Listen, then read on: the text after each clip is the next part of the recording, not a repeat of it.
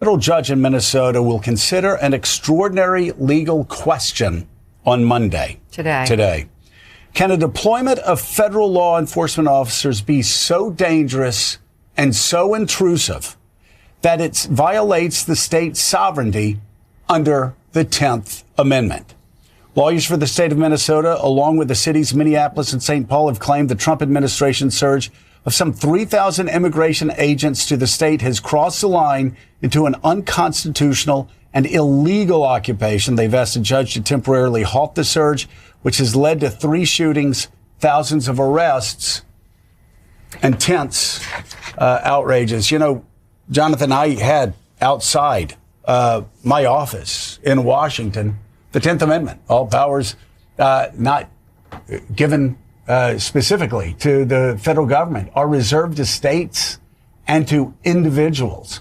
This sort of sweep up that we've seen in these killings that we have seen certainly go far beyond what the federal government should be entitled to do, sweeping into states, killing their residents, and then shutting down any investigations, whisking the killers within an hour out of state, not allowing there to be an investigation into the killing of a Minnesota resident with, from what we know, no criminal record.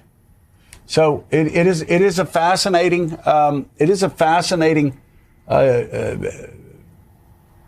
case that's going to be heard this morning, argument that's heard this morning.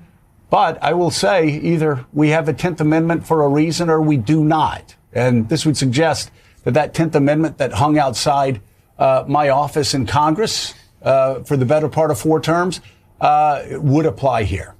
Yeah, the question that case poses is extraordinarily pertinent right now of what we've seen in Minnesota these last few weeks, that these ICE agents, Border Patrol agents, look like a federalized police force at the White House's bidding.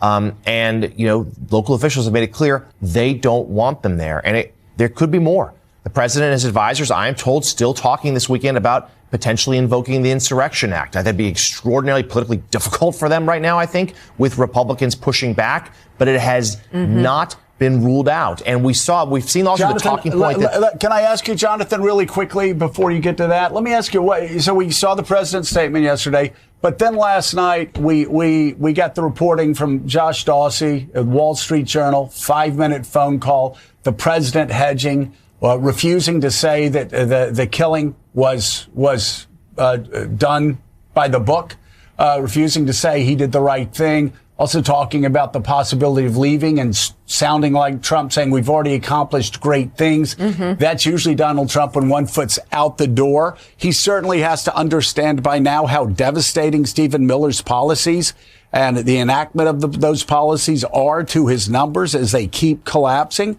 I'm wondering, what did you read from that 5-minute phone call with Josh Dawsey at the Wall Street Journal last night? Well, Josh is one of the best out there. A few things. You're right. The president does seem like he was hedging a little bit last night, although we should be clear. Though he said the ICE agents may be pulled back, he said other federal agencies might step into Minnesota to investigate the alleged fraud of the Somali immigrant community that is, they're using the excuse for all of this. I think that he and his team have known for a few weeks now. They can see polls that people aren't happy with how this has gone down. At the same time, his very lengthy Truth Social post just a few hours before that interview doubled and tripled down on this. Not necessarily about the behavior of the agents involved, but the fact that the ICE agents and Border Patrol were there at all. And really focused on this talking point, blaming local officials, blaming Minnesota for inciting the chaos, saying, well, look, ICE operations in states like Florida or Texas, there's no protest. Therefore, no chaos, no violence. But because there are protests in Minnesota, that's what's caused this violence, even though we all can see with our own eyes the videos here of these 2 killings. That's not the case. And let's just make as a final point. We will see here in the coming days what he does, whether it is the Insurrection Act or whether he tries to pull back, because every time in this term where he's had the chance to de-escalate, he has chosen not to. Right. And sowing distrust by the feds, DHS, Border Patrol, immediately saying that the victim was the aggressor, a domestic terrorist, a would-be assassin, within an hour before the scene is even cleared, them making an assertion as to what happened with no investigation, not helping breed trust between American citizens and their government.